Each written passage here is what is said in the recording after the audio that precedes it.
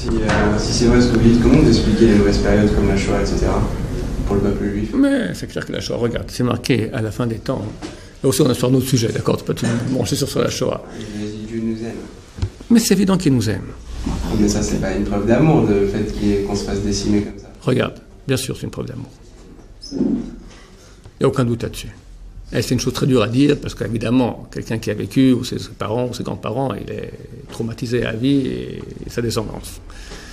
Mais il est impossible que de sorte d'Hachem une chose qui est mauvaise. Maintenant, je ne vais pas rentrer dans le débat, j'aimerais bien en parler, c'est un sujet très complexe. Il y a longtemps que je veux en parler et je n'ose pas en parler. Alors c'est même qui en mauvais? Regarde, la Shoah en soi, c'est clair que ce n'est pas une chose qui est bonne. Mais en fin de compte, dans le calcul de tout ce qui va se passer, tout ce qu'il y a eu dans l'histoire, Hachem, il a un enfant adoré, c'est Am Israël. Sans Shoah, il n'y avait plus d'Am Israël. Sans parler maintenant au niveau des péchés, etc., qu'on aurait été redevable, etc. La tendance avant la Shoah, elle était quitter la Torah. Par millions.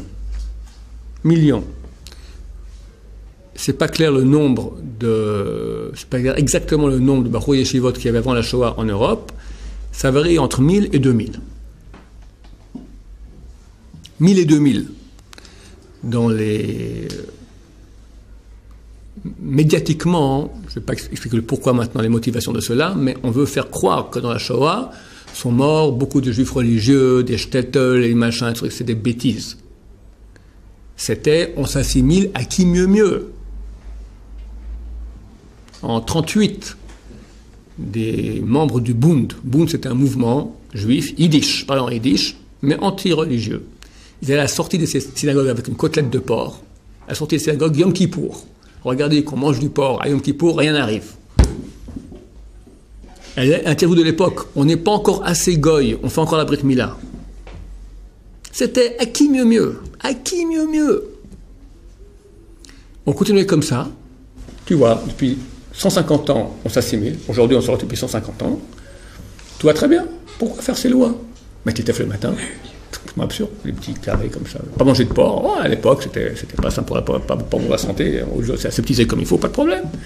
Pourquoi continuer à être juif?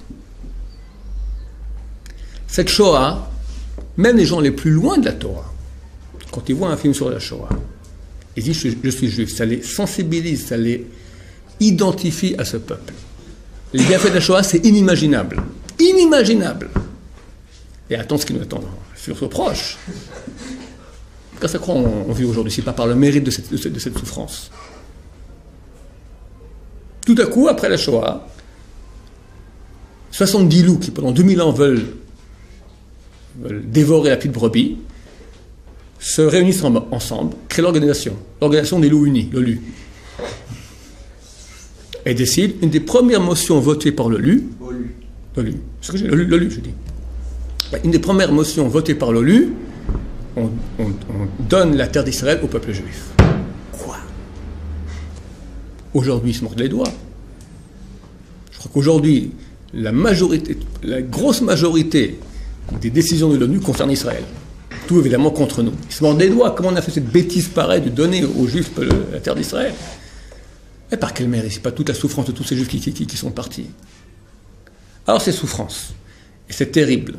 Mais quand tu as une vision qui est réduite au lamazé, alors il n'y a aucune compréhension, mais quand tu comprends maintenant qu'on parle d'infini, et par rapport à un peu de souffrance que tu as ici, tu reçois l'infini, ça vaut le coup. On ne veut pas de Shoah, on comprend que c'est terrible, on ne peut pas tout expliquer non plus, mais il est clair qu'après tout, Hachem n'est pas méchant. Hachem, il est juste et il est bon, d'une justice et une bonté qu'on ne peut pas imaginer dans le plus beau de nos rêves.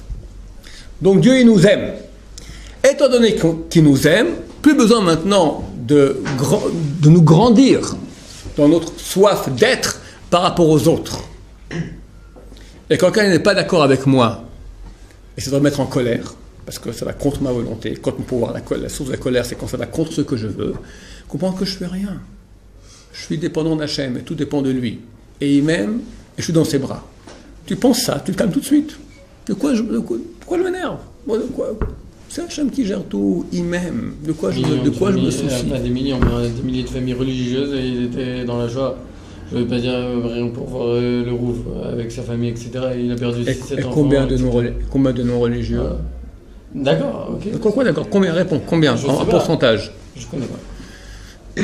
On ne peut pas imaginer ce que c'était la débandade qu'il y avait. Maintenant, les religieux qui sont morts, les tzadikim, il y a eu tzadikim, c'est marqué que nous sommes tous arrivés, nous sommes tous responsables les uns des autres. Et un tzadik part pour sauver la vie, il y a beaucoup d'autres, c'est clair. Et demande-lui ce que c'est pas toi, mon cher Rouben. On dit maintenant, voilà, il y a 5000 juifs qui doivent partir. Attentat terrible. Ou toi? Qu'est-ce que tu dis? Je sais pas, réfléchir à la question bien. Hein? Ok, bien sûr. Alors tu dis, ok, c'est pas grave, et mes parents, et mon petit truc, mais tu réfléchis maintenant. C'est Hachem. Je vais raconter une histoire maintenant.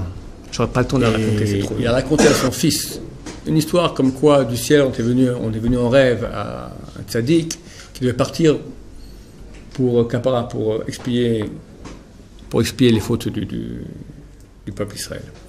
Et lui, il dit, c'est dommage, parce que je n'ai pas encore fini mes livres, c'est le Kaf HaChaim, Sofer, il l'a envoyé chez quelqu'un d'autre. Et ce quelqu'un d'autre l'a envoyé encore chez un troisième. C'est ce troisième qui est parti. Cette histoire, le fils m'a raconté que son père l'a raconté 3 fois en 10 jours. Et pourquoi il me raconte ça, papa?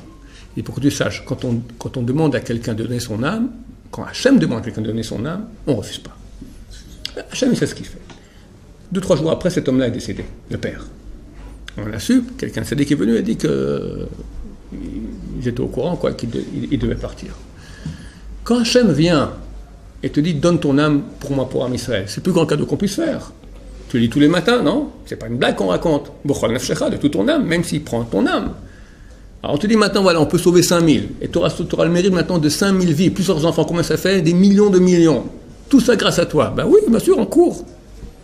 On peut faire moi aussi maintenant. Si Hachem me demande maintenant, je préfère... t'as le choix. Si j'ai le choix, je préfère le choix. Pas compliqué 5000. Tu vives ou tu mourras, tu nous cherches. Bon, laisse-moi vivre pour le moment, ça va.